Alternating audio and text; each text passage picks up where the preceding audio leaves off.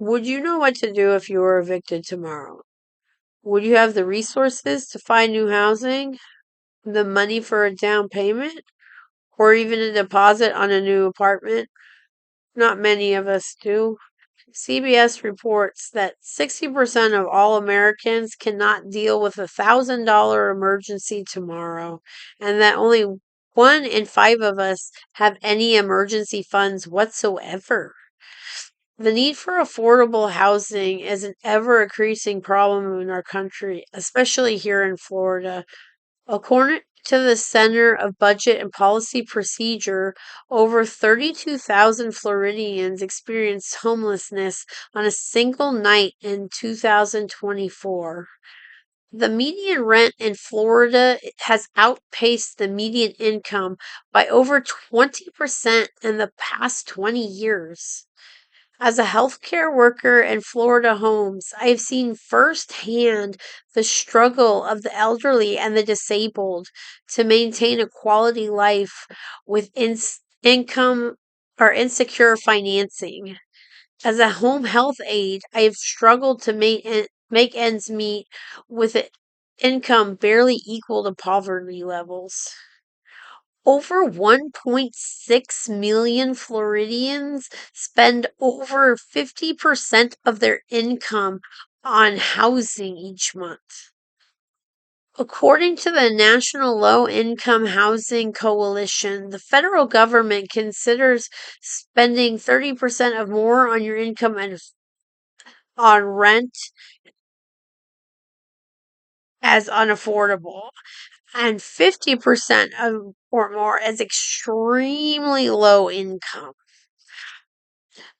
The median, or this is not a problem that's unique to Florida. As you can see by our map, that every county in every state in the entire country deals with some sort of extreme low income problems.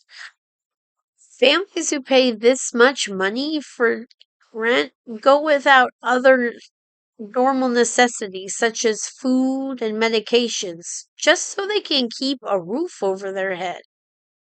The median rent in Florida currently is $1,700. That's a 41% increase in the past 2 decades, while income has only gone up by 14%. With millions of Floridians considered low income, only 450,000 people receive any housing assistance at all in the state of Florida. Serious lack of federal funds and basically no state funding, to speak of, means that families go without any assistance or even housing altogether.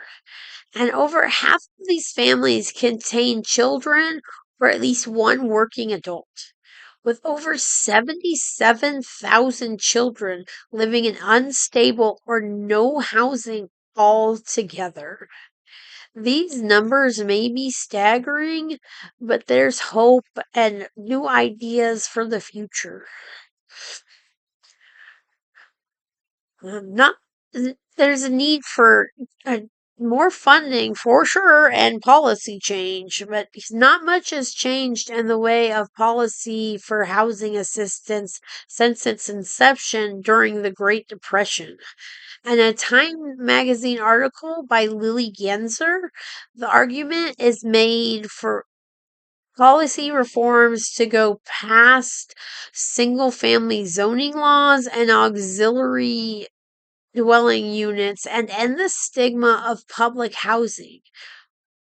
There's ideas for new construction of new homes, and a Pew article by Drew De Silva from October 2023. He states there's been a decline in new construction of entry level family homes. Entry level family homes are under 14,000 square feet and are considered affordable for low income families. And only around 8% of all new homes constructed in the United States are entry level single family homes. Another idea for dealing with the public housing problem is social housing.